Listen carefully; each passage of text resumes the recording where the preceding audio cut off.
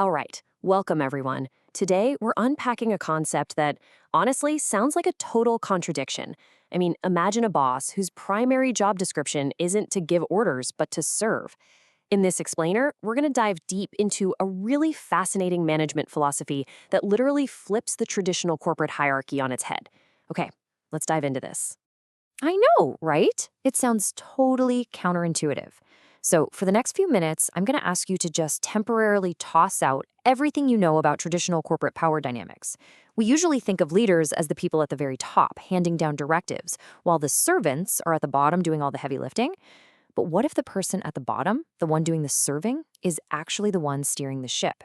To really get this, we gotta travel back to a 1932 novel by Hermann Hesse called Journey to the East. In this story, there's this character named Leo, and Leo is just a humble servant who travels with a group of men on this mythical journey, doing all their menial chores and keeping everyone's spirits high with his songs. But one day, Leo just vanishes. And without him, the group completely falls into disarray and their journey completely fails. Years later, the narrator finds Leo and discovers a pretty shocking truth. Leo wasn't just a servant. He was actually the titular head of the order that sponsored the journey. He was their true guiding spirit and noble leader all along. Hess's story about Leo completely flipped the script on management. In fact, it was so inspiring that in 1970, an AT&T executive named Robert K. Greenleaf actually used it to officially coin the term servant leadership. He introduced it as a formal theory, basically a philosophy where a leader's primary motivation and role is service to others. He realized that the absolute greatest leaders are seen as servants first. The desire to help others isn't just some secondary trait, it's the very foundation of their greatness. Think about the shift here. Traditional leadership is what we're all used to, right? It's top-down, profit-first, dictated from above. Just picture a standard pyramid where the CEO is sitting right there at the peak. Servant leadership, however, is a bottom-up approach. It essentially creates an inverted pyramid. The leader sits at the very bottom, supporting the employees, who in turn support the clients and stakeholders. It's a completely people-first mindset where the work exists for the person just as much as the person exists for the work. Now, don't mistake this for just some soft theoretical philosophy. It's actually built on highly specific, actionable pillars that we've distilled right from the source material. While researchers have identified a bunch of different traits over the years, we can really boil them down to 5 core characteristics: listening, empathy, stewardship, humility, and empowering and developing people. These are the actual tools a servant leader uses to build a thriving, highly effective team. Let's start with listening, because it is absolutely foundational. As Robert K. Greenleaf himself put it, only a true natural servant automatically responds to any problem by listening first. This is the critical first step. It's about taking the time to actively hear what your team is saying, and actually, perhaps more importantly, what they aren't saying, rather than just waiting for your turn to give orders. True leadership requires deeply understanding your team's needs before you can ever hope to guide them. Moving on, we've got empathy and humility. And look, the crucial point here is that leaders absolutely must drop their egos. Humility means having a profound understanding of your own limitations. You don't have all the answers, and that's totally fine. Empathy goes hand in hand with this. It's about accepting your people for their uniqueness and mentally projecting yourself right into their shoes. When leaders put others first and genuinely empathize, they foster a space for real organic growth. The final 2 core traits are stewardship and empowerment. Stewardship basically means taking accountability for your team and acting as a caretaker for your organization's environment. And empowerment? Well, that is all about giving power away rather than hoarding it for yourself. You share decision-making responsibilities, which enables your followers to act independently and really unlocks their full potential. Of course, like any management strategy, we have to look impartially at the data-backed reality here. Because while servant leadership boasts some massive benefits, like increased trust, reduced psychological distress, and improved performance, particularly in small and medium enterprises, it is undeniably a double-edged sword. There are very real disadvantages that any organization is going to have to carefully navigate. Let's hit the advantages first. One of the most incredible benefits is how vital this is for mental health. The source material details this fascinating study on healthcare workers in hospitals across Pakistan during the absolute height of the COVID-19 crisis.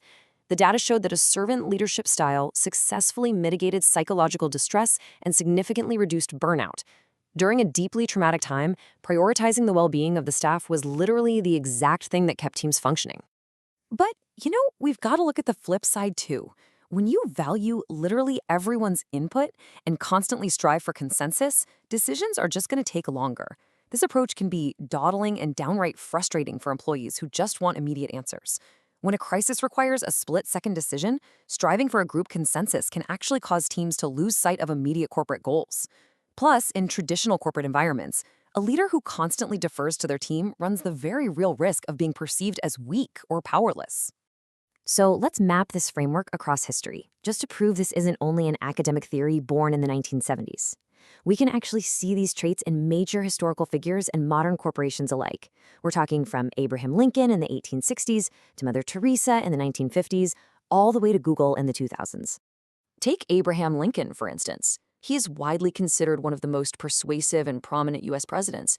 He led a violently fractured country through its absolute darkest period, not by ruling as a dictator, but by applying a servant leadership framework. He embodied these traits, listening, empathy, humility, at the absolute highest level of government, totally proving its efficacy on a massive scale. Then you have someone like Mother Teresa, who serves as the ultimate proof of concept for pure altruistic servant leadership outside of the corporate boardroom. She is credited with aiding millions around the world through her selfless dedication and grueling work with the poor and sick. Her entire life's work was the ultimate embodiment of that I serve mentality, constantly putting the most vulnerable people's needs way above her own.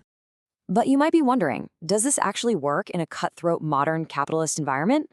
Oh, absolutely. Just look at Google. They're a modern tech giant that is heavily invested in employee-friendly, service-oriented policies. By taking exceptional care of their employees and focusing on their holistic well-being, Google has remarkably increased both productivity and revenue. Turns out, serving employee needs directly boosts bottom-line profit. Who knew? So, what does this all mean for us? How do we translate all this historical and theoretical data into, say, a Monday morning checklist for managers and aspiring leaders today? Well, here is your modern playbook. Step 1, provide one-on-one prioritizing of your team's individual needs. Step 2, mentor and empower your followers so they can operate autonomously. And Step 3, foster a collaborative clan culture within your workplace. Let's zoom in on that last point for a second, building a clan culture. Research shows that especially in SMEs, that's small and medium enterprises, fostering this family-like environment is highly conducive to unlocking a team's full potential. It is all about focusing on human capital rather than just financial capital. When you build a culture based on shared values, trust, and mutual support, you create the exact foundation where servant leadership can actually thrive. To wrap this all up into a core takeaway for your own career, true organizational success happens when you reorient your concern for yourself towards a concern for others. You have to enable others to act by literally giving your power away. It is all about one-on-one support, developing your people, and realizing that your success as a leader is entirely dependent on the success and well-being of the people you serve. Which leaves us with a final, kind of provocative thought to challenge your own personal leadership style. Whether you manage a team of 2 or 2,000, ask yourself, are you willing to step down so your team can step up? Thank you so much for joining me for this explainer. Keep learning, keep serving, and we will catch you next time.